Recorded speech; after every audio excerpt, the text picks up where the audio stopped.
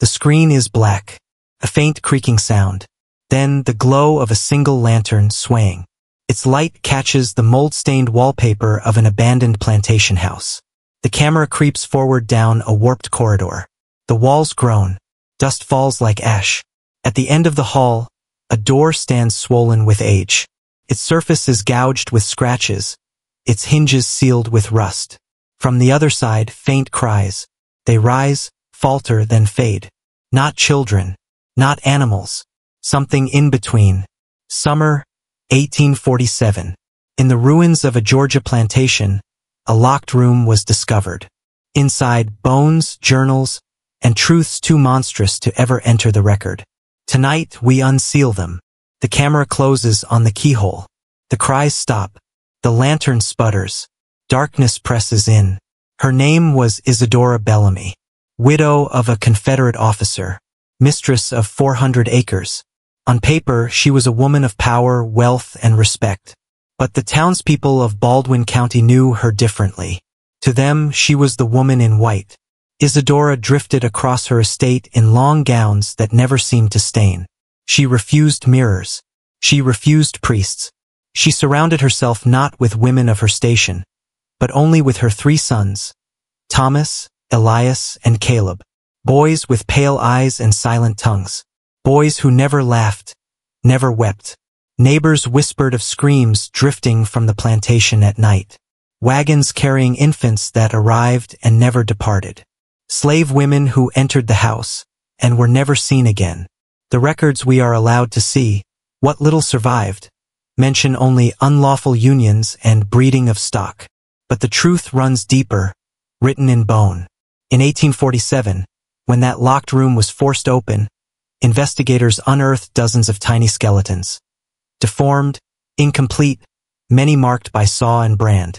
Isadora had not merely broken law or faith. She had pursued something older, something her journals called the angel. By mid-century, the plantation had rotted into a husk, but the soil itself seemed poisoned. Crops withered, livestock miscarried, and families fled. By 1852, half the township of Dry Creek was gone. But the church remained. The records hidden deep inside the vestry speak of baptisms without parents, of children gifted by the Bellamys to the congregation. Survivors whispered of hymns sung in voices not entirely human, of children whose faces bore both familiarity and distortion. One chilling entry reads, "The lady came again at night, pale as wax, with her brood in tow. She offered them as tithe. We could not look upon their eyes.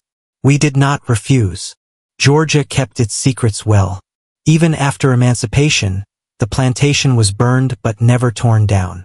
Travelers reported seeing pale figures wandering the fields, always silent, always watching. What the public never knew, what Georgia sealed away, was that the Bellamy bloodline didn't die in fire.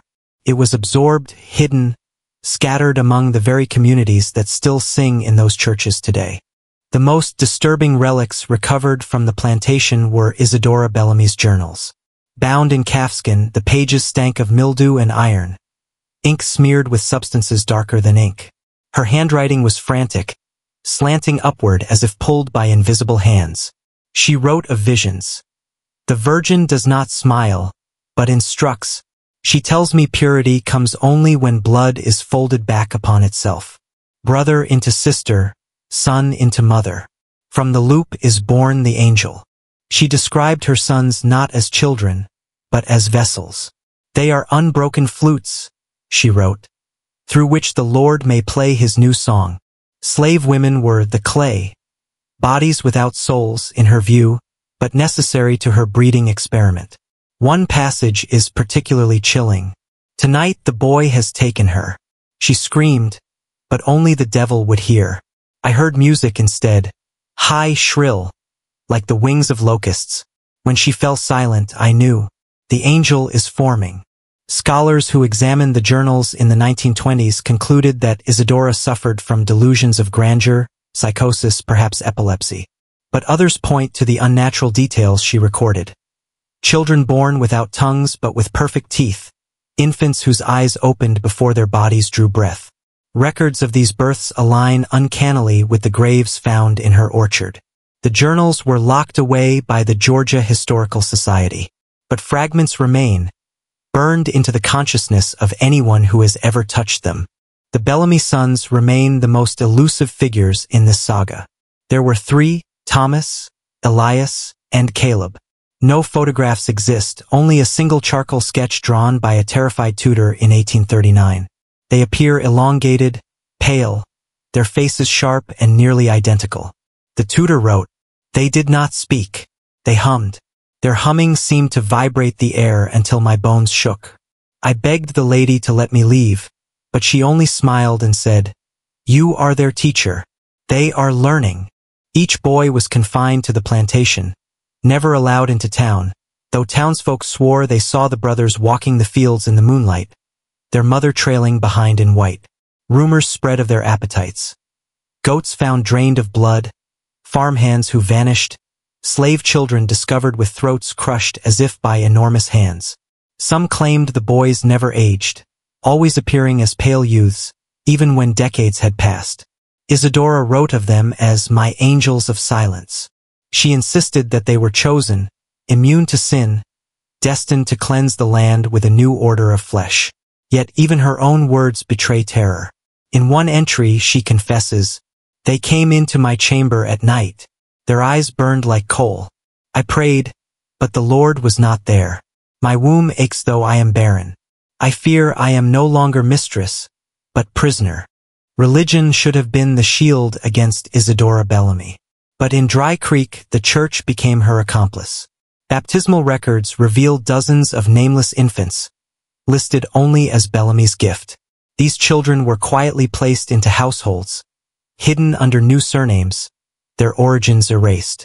By the late 1850s, entire pews were filled with them, boys and girls whose pale eyes unsettled even their adoptive parents. The sermons of Reverend Malachi Reeves, uncovered in 1903, offer a disturbing clue. The angel shall rise from the broken line. To resist is to blaspheme. To embrace is to be lifted. Was the church merely intimidated, or had it accepted Isadora's vision? Eyewitnesses tell of midnight masses where no hymns were sung, only a droning hum, eerily similar to the sound the Bellamy sons produced. Those who questioned the practice disappeared. One deacon's wife was found hanging from the rafters, her mouth sewn shut with black thread. The official report declared suicide. Her diary, however, whispered of the Bellamy brood. They gather under the floorboards. Their hum rises through the church planks. I cannot kneel above them without shaking. By 1860, the church was no longer a sanctuary. It was an altar, and the Bellamy vision had taken root. When Sherman's march cut through Georgia in 1864, Dry Creek should have been erased like so many other towns. The soldiers burned the Bellamy plantation to its foundations. Yet, something uncanny happened. The flames refused the orchard. The trees, gnarled, twisted, their bark marked with strange carvings, remained untouched. Eyewitness accounts from Union soldiers describe hearing a humming sound as they approached the Bellamy grounds. One officer wrote, "The men grew sick, their teeth rattled. Some vomited blood. We set fire to the orchard, but the flames bent back upon us as though driven by a wind. I ordered a retreat. I will not step there again."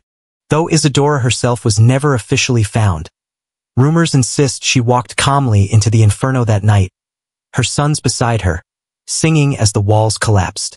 But within months, sightings of pale children spread through refugee camps.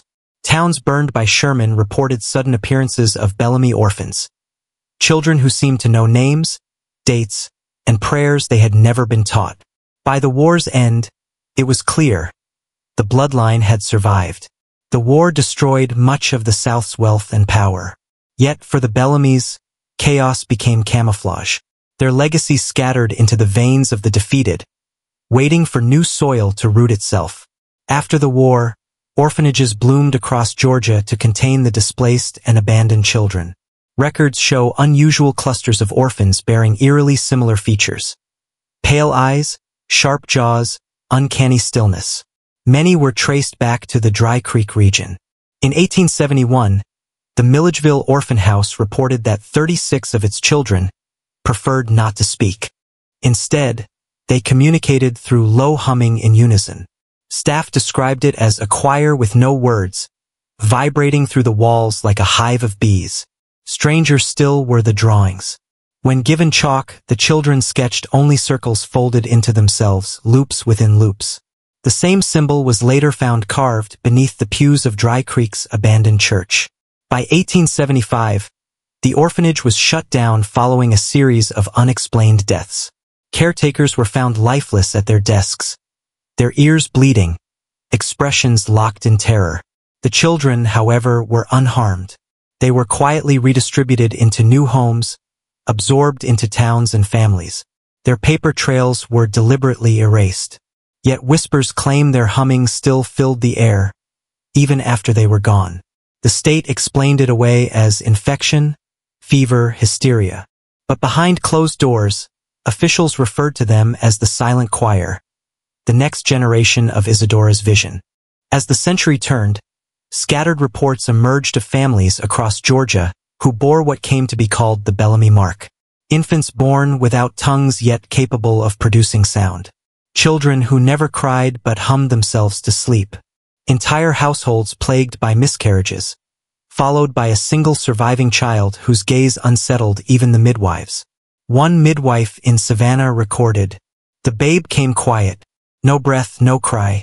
I thought it stillborn, yet its eyes were open, pale as glass. It looked at me, and I felt it was older than I." Doctors wrote off these accounts as exaggeration or superstition. Yet census data from 1880 reveals a disturbing anomaly. A cluster of families in Baldwin County reporting children born in multiples far above the average, most of them surviving against all odds.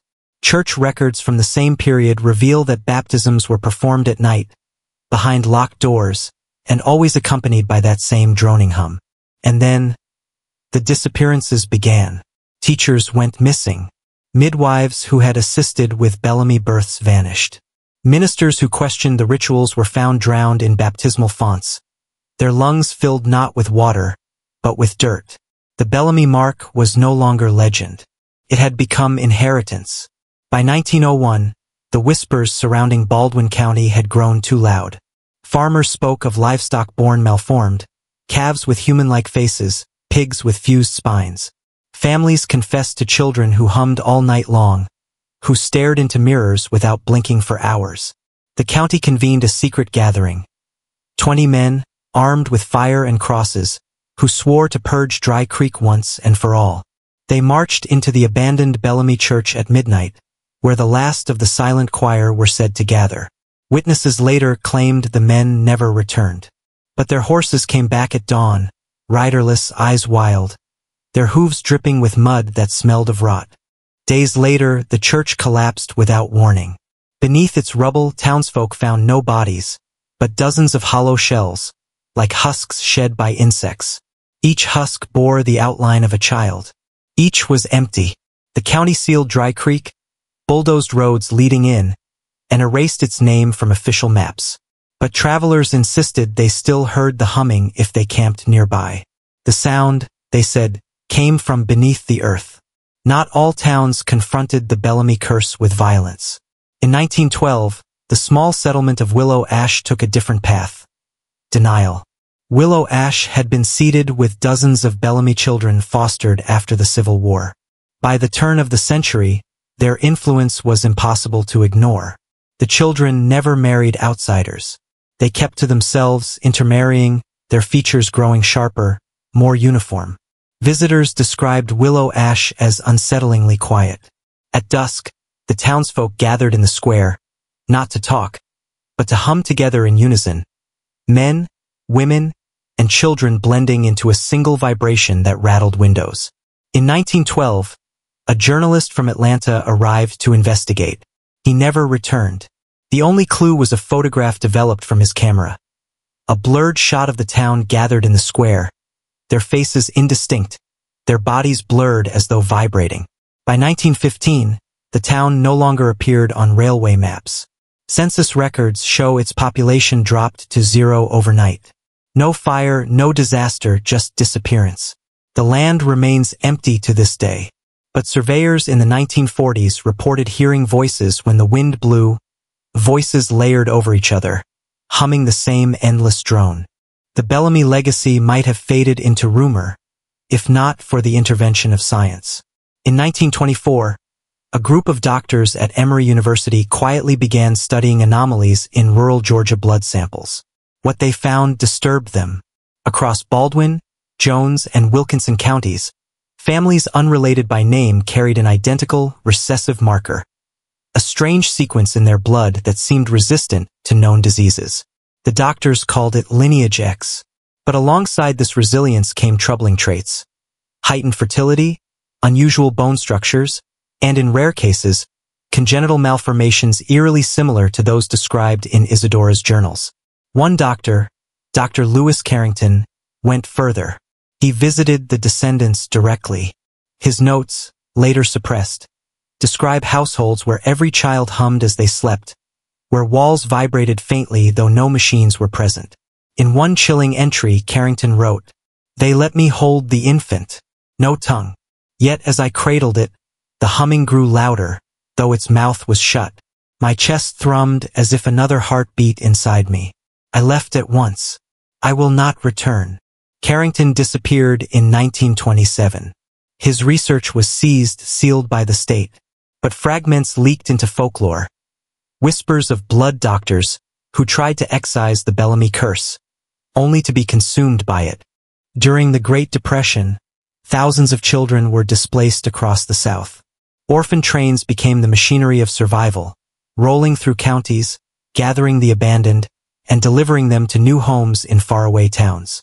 But among these nameless children were the Bellamy brood, quiet, pale-eyed, humming as they swayed in their seats.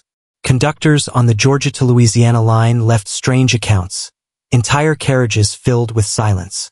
Not laughter, not crying, just a low, unified vibration, so deep it shook the windows. Some reported headaches, nosebleeds, even hallucinations before the ride ended. Families who took in these children often returned them within months. Records speak of unease, illness, strange behavior at night, but the orphan trains kept moving. And so did the Bellamy bloodline, dispersed like seeds into unsuspecting soil. A priest in Mississippi, who received 32 orphans in a single summer, wrote in his diary, "They sit in pews without instruction. They hum. They hum until the cross itself seems to sway. They are not children. They are echoes." The orphan trains ended in 1940. But by then, the Bellamy seed was scattered across half the South. In the 1930s, whispers of strange children reached the state asylums. Institutions already overcrowded with the poor and the unwanted quietly absorbed dozens of Bellamy descendants, classifying them as defective, mute, or delusional. Nurses reported patients who never spoke yet seemed to communicate silently with each other. Dormitories would erupt in humming at night, the vibrations so strong they cracked plaster from the ceilings. Doctors tried electric shock, restraints, even lobotomy. None worked. The patients did not scream, did not resist. They only hummed, more violently, more in unison, until one by one the doctors quit or went mad.